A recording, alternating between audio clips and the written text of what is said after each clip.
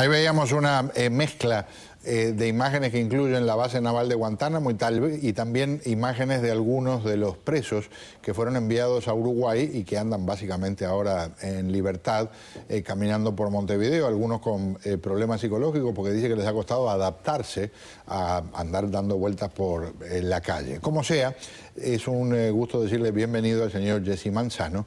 El señor Jesse Manzano integró el equipo de Relaciones Públicas del Grupo de Trabajo de las Fuerzas Armadas para la base naval de Guantánamo. Participó hasta precisamente 2 meses atrás. Fue prácticamente todo el año 2014 el que estuvo allí. Correcto. Bienvenido. Gracias, Pedro. Buenas noches. El señor Manzano también sirvió en las Fuerzas Armadas estadounidenses y estuvo 1 año en Irak.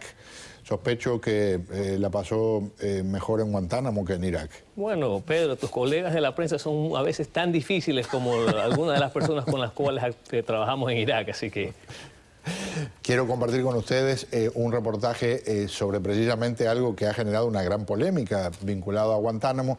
Lo escribe un hombre que está preso en Guantánamo, que por cierto está por verse el primer libro que le dejen publicar a los terroristas de ISIL a alguien que tienen preso, pero hay unas denuncias muy serias y vamos a hablar de eso en un instante. Aquí está el reportaje.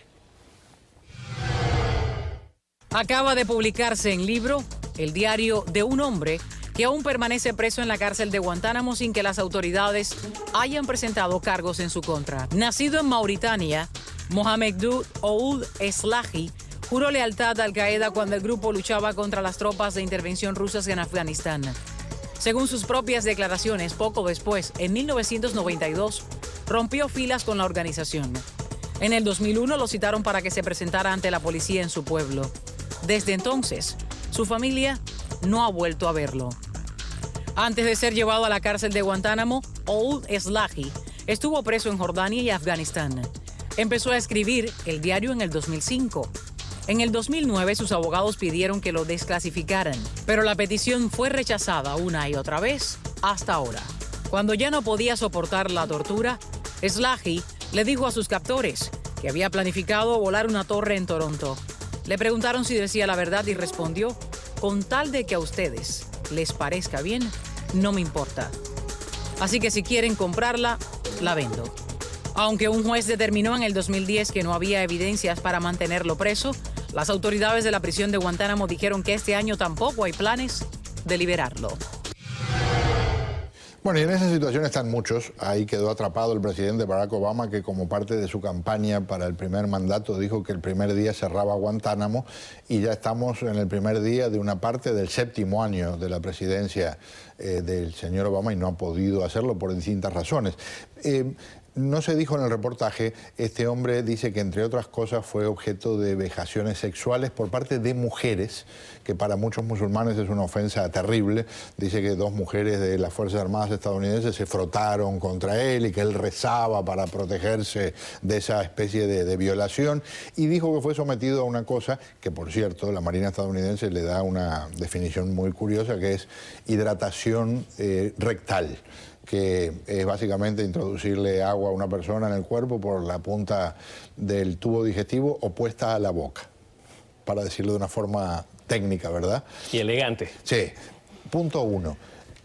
Hay cosas que se hayan hecho previamente y que hoy sean consideradas tortura, como ha pasado con sistemas de interrogatorio que hubo en el pasado y que hoy están prohibidos.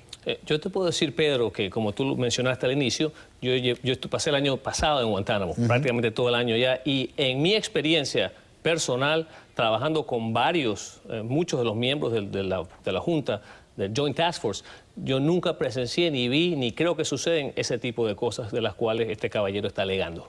Sé que hay distintos tipos de conductas y distintos tipos de tratamientos. Al que colabora le dan ciertos beneficios, a los que no colaboran se los trata con más dureza. ¿Es correcto eso?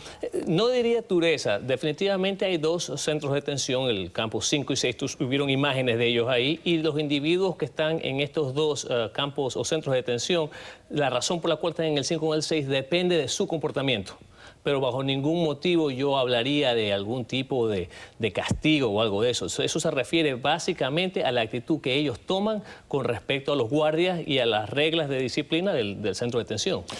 Pero tengo entendido que, por ejemplo, si alguien se comporta de acuerdo a todas las reglas, le dan de repente acceso a un poco más de lectura o a un poco más de ejercicio o a poder tener comunicaciones videofónicas como ha ocurrido recientemente. Bueno, efectivamente, dentro de los dos campos hay detenidos que están dentro de unas áreas que les permiten tener tipo de acceso a libros y ese tipo de cosas. Efectivamente. Ahora, ¿cómo se manejan eso y en base a qué cada detenido termina en cada cual de los campos?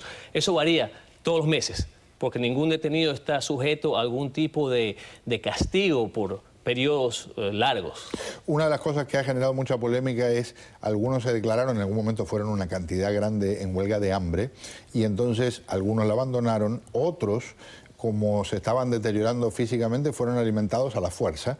Y ese es un procedimiento que, aún relatado de la forma más amable posible, es muy fuerte, ¿no? La persona es amarrada, se le introduce un tubo en la boca y así se le hace de alguna forma ingerir alimentos. ¿Fue testigo de algo de ese tipo, señor Manzano? No. Pero tenemos que ser claros, el motivo por el cual se manejan cierto tipo de alimentos a los detenidos que se niegan a comer es por su salud y por su bienestar. Y esto lo ha hecho de forma muy clara la Marina, que son los que manejan los asuntos médicos allá, lo ha dicho claro, porque para todos los miembros del Joint Task Force, la prioridad más importante es que los detenidos a nuestro cargo o al cargo de ellos estén saludables y sean tratados de una forma humana, legal, justa, y eso es lo primordial. No tenemos que olvidar eso. Si el individuo no acepta alimentos, incluso en el momento antes de que se le ofrezca la solución de alimentos líquidos, esa es la decisión del individuo, la responsabilidad de los miembros del ejército o de las Fuerzas Armadas es mantener a este individuo de forma saludable. ¿Usted peleó en Irak? Sí, yo estuve en Irak en el 2009 y 2010. ¿Le tocó ver sangre de una forma u otra en algún momento? Desafortunadamente, aunque tuve mucha suerte de que ninguno de los miembros de mi compañía fallecieron o estuvieron heridos de forma muy seria, así que de ese lado tengo mucha suerte. Pero sí le tocó ver violencia, obviamente. Vimos desafortunadamente muchos tipos de ataques con bombas y ese tipo de cosas, absolutamente. Para alguien como usted que estuvo en dos circunstancias que muy pocas personas han estado, peleando, defendiendo a Estados Unidos, trabajando en un área vinculada a prisioneros de guerra en la base de Guantánamo. ¿Cómo se ha sentido cuando se libera a algunas personas que en su momento hay convicción de que cometieron actos de terrorismo, y hay un estudio que dice que por lo menos 1 de cada 5, 1 de cada 7 va a cometer actos terroristas? El reporte que tú mencionas, Pedro, dice que es 1 de cada 3. Es el 30% de los individuos que son liberados se reintegran al combate. Y esto es un reporte que lo maneja una de las agencias de inteligencia de los Estados Unidos y lo hacen anualmente.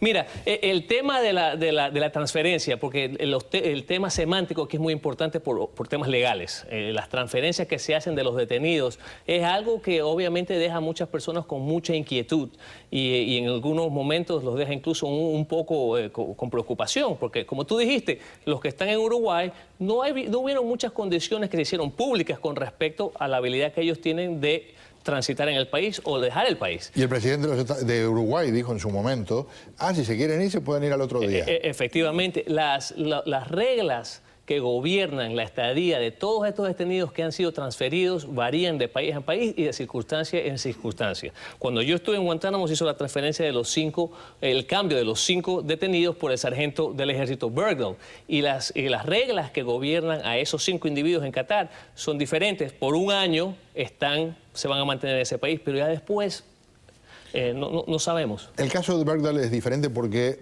reaparece un ser humano que estaba en riesgo de morir. Hay una polémica sobre si es apropiado hacerlo, porque si no después van a tratar de capturar más para obtener intercambios, etcétera. Pero cuando hablo de gente por la que en la práctica a estos 5 lo dejaron ir para Uruguay, ¿cómo se siente usted? Bueno, yo te digo que personalmente, ¿no? Y de forma independiente de cualquiera de mis... A Jesse Manzano, ser humano. De mis funciones, es algo que nos deja con mucha preocupación. ¿Por qué? Porque hay los reportes del 30% de estos detenidos que salen y se reintegran al combate. Y no me parece justo que después de varios años de nosotros estar, ya casi 12 años, en campos de batalla en Afganistán y en Irak, tengamos que ver a estos individuos reintegrarse al combate en contra, no solo de nosotros en los Estados Unidos, pero entre todos los países que luchan por la libertad. ¿Qué es lo más extraño que le tocó ver en Guantánamo? Bueno, lo más extraño que me tocó ver fue las jutías, que es el mítico animal cubano que vivimos escuchando aquí en Miami, que existe, pero no lo vemos aquí, está en Cuba. Así que eso fue una experiencia única, y el hecho de ser cubano, cubano-americano, y haber podido regresar a una esquinita de Cuba que obviamente nunca había visitado. ¿Le tocó en algún momento, por su tarea, trato directo, aunque fuera muy corto el tiempo, con alguno de los prisioneros? Nosotros recibimos a muchos miembros de la prensa durante nuestra estadía, incluso ahora me imagino que siguen yendo, internacional de los Estados Unidos.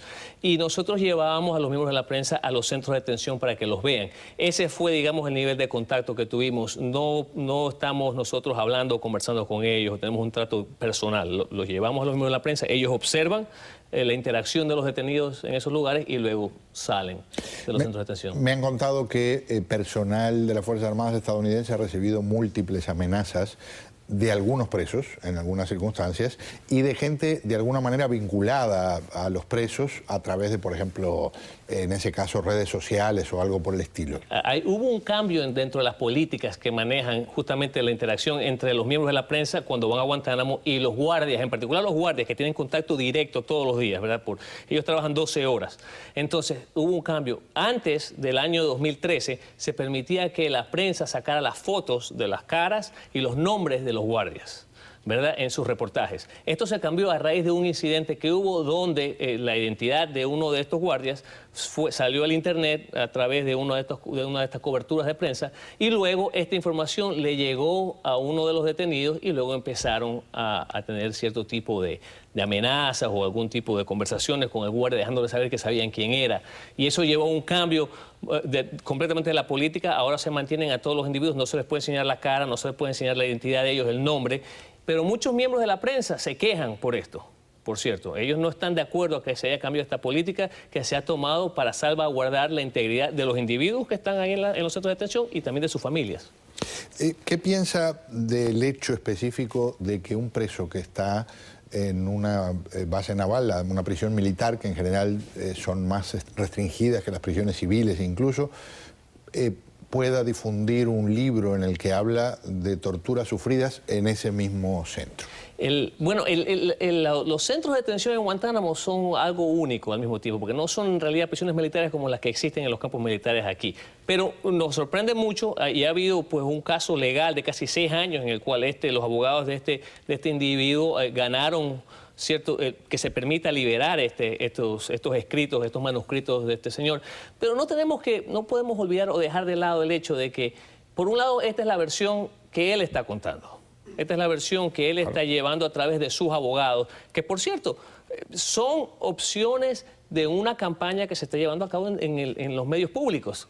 Por eso es que lo estamos conversando aquí hoy día. Todo esto forma parte de una campaña de relaciones públicas por parte de los abogados de ciertos detenidos que saben que si mantienen este tipo de presión, puede llevar a que se agilice la transferencia de alguno de sus clientes. Una más. Estoy seguro que en algún momento ustedes, ya sea en la base, ya sea en la fuerza de trabajo, tienen sus apuestas de cuando se habla de que van a cerrar Guantánamo, cuándo creen que eso va a ocurrir, si es que creen que va a ocurrir. ¿Por dónde iban la mayoría de las apuestas? Pedro, es un tema del cual todo el mundo habla en Guantánamo sobre ese tema. O sea, eso es algo que se llama. Pero, sin embargo, la realidad es la siguiente. Hay una decisión política que quiere el presidente, que ha anunciado desde el primer día que él tomó su mandato y antes como candidato, y hay una misión que tenemos que cumplir. Y los miembros de las Fuerzas Armadas con los cuales yo trabajé y con los cuales yo he conversado, siempre dicen lo mismo. Si la prisión cierra, si los centros de detención cierran o no, eso no es problema mío. Mi problema es que mientras a mí me manden aquí, yo voy a hacer una excelente labor, voy a tratar a estos detenidos de una manera humana y justa, y lo voy a hacer porque esta es la mejor manera de representar a mi país frente al mundo. Y tengo entendido, cierro con una personal, que así como le impresionó como cubano-americano pisar suelo cubano, que trató de que algunos de sus familiares también tuvieran esa oportunidad, pero alguien no quiso, ¿es cierto? Bueno, fue un poco difícil, mi esposa me vino a visitar, pero mis abuelos fue un poco más complicado, así que vamos a ver qué pasa. Pero fue una experiencia única y muy importante. Un gusto tenerlo aquí. Muchísimas gracias. Muchísimas gracias a ti, Pedro. Muy amable por contestar todas nuestras preguntas. Vamos a un paréntesis.